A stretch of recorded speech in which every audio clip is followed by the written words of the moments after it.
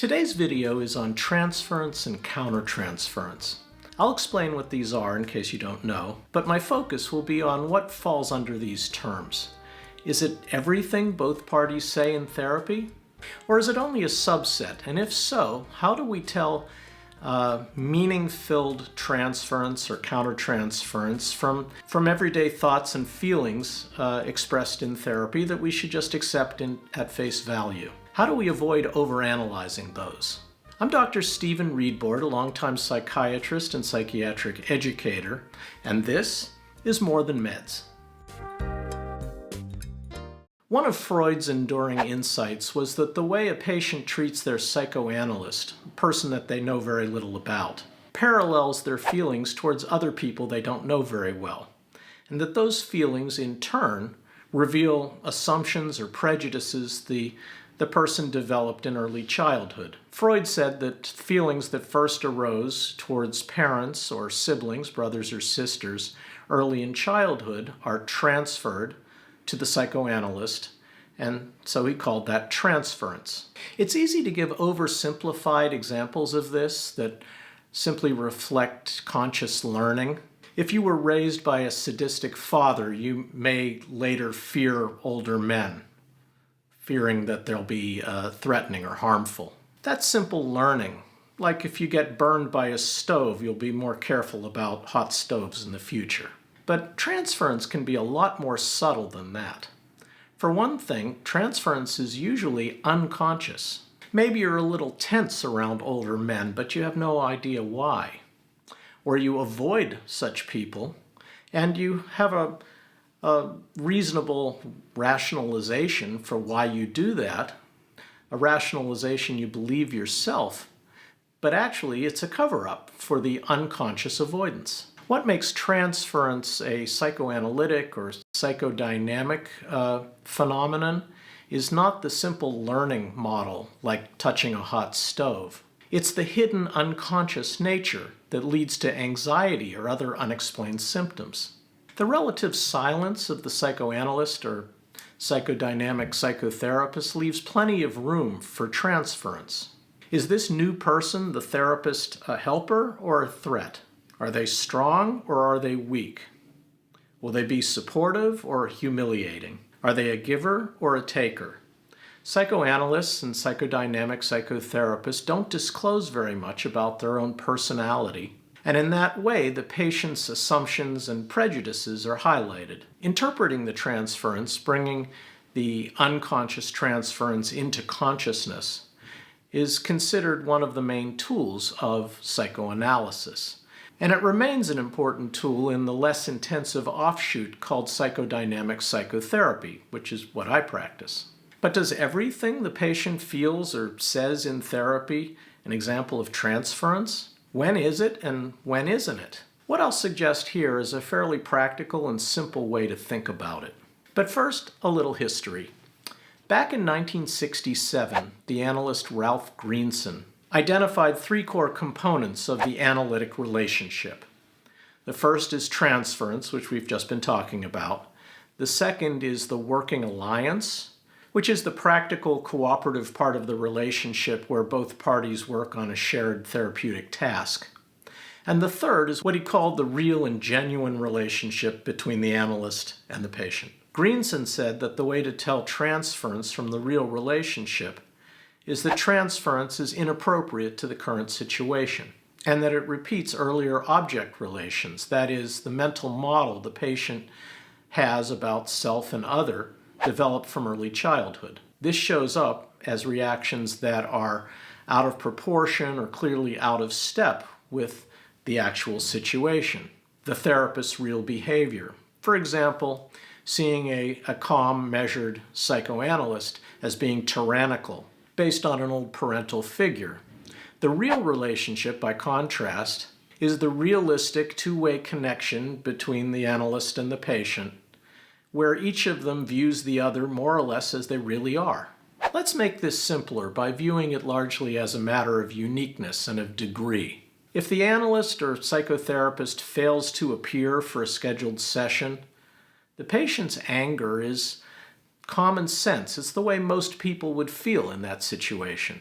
It's not specific for that patient, and it's not usefully seen as transference. Viewing it as transference doesn't move the treatment forward and doesn't reveal anything about the patient.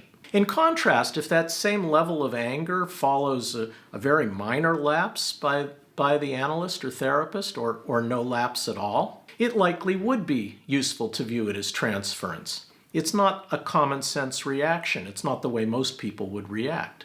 In short, it's more useful to see feelings or behavior as reflecting transference when they're unusual or excessive. When they're not, there's really nothing to interpret. As you may know, there's a kind of complement to transference called countertransference.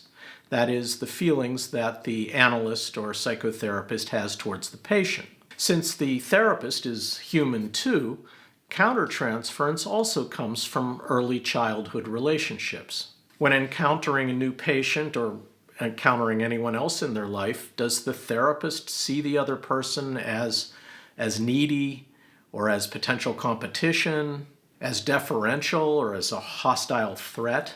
The recommendation that therapists all receive their own psychotherapy is aimed in part to bring these assumptions into consciousness so they can be consciously put aside when the person is acting in their role as a psychoanalyst or psychotherapist.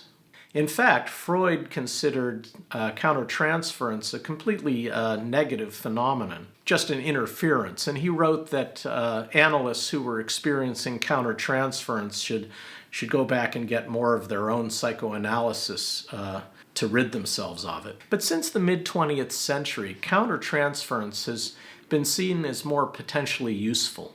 It can be seen as a reaction to the patient's transference, and therefore serves as important data in order to understand and help the patient.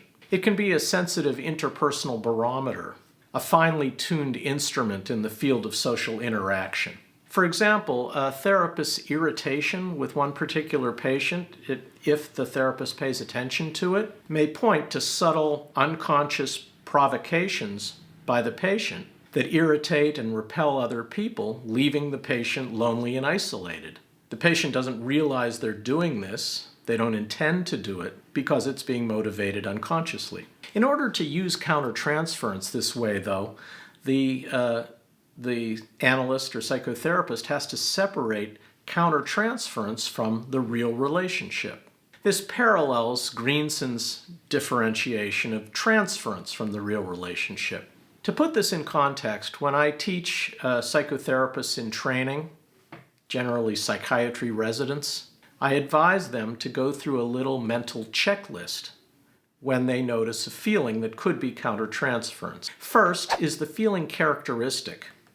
Does the trainee have it in general most of the time or towards patients in general, regardless of who the patient is? If so, it says a lot about the therapist, but nothing really about their patient.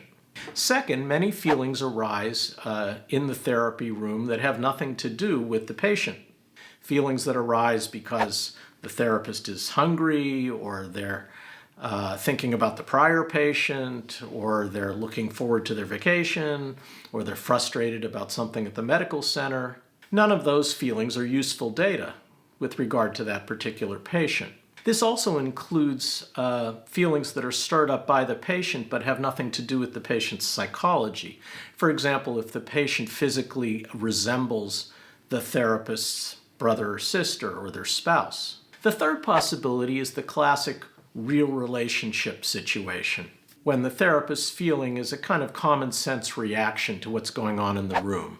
A therapist's irritation if the patient is screaming obscenities and tearing up the office, for example. And that leaves useful countertransference. When the feeling that the therapist is experiencing is not one they always have or with all patients, refers specifically or relates specifically to that particular patient in the room, and when it isn't a common sense reaction to an immediately obvious trigger.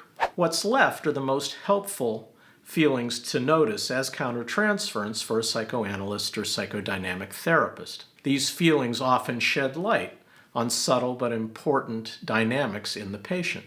Identifying countertransference in this way is is also largely a matter of uniqueness and degree. If the therapist's feeling is noteworthy, uncommon, particularly strong, or particularly weak, it's worth being curious about. Same as when the feelings arise in the patient. The bottom line is no, everything the patient feels or says is not usefully interpreted as transference. And the same holds true for the feelings that the therapist experiences in the encounter as well. Assuming otherwise leads to blind alleys and unnecessary complexity. It often frustrates the patient and drives them away, which, by the way, is an aspect of the real relationship. It's a common sense reaction to that happening. As Ralph Greenson wrote, the real relationship is the backdrop against which transference and countertransference can be recognized and understood. Thanks for tuning in today. For more about psychodynamic therapy, I do have a playlist. Most of the videos on that playlist are a bit more basic than the one that you just watched today. There it is. Please like this video if you like it, and please subscribe to my channel. Very curious to see your questions and comments below, and I'll talk to you next time.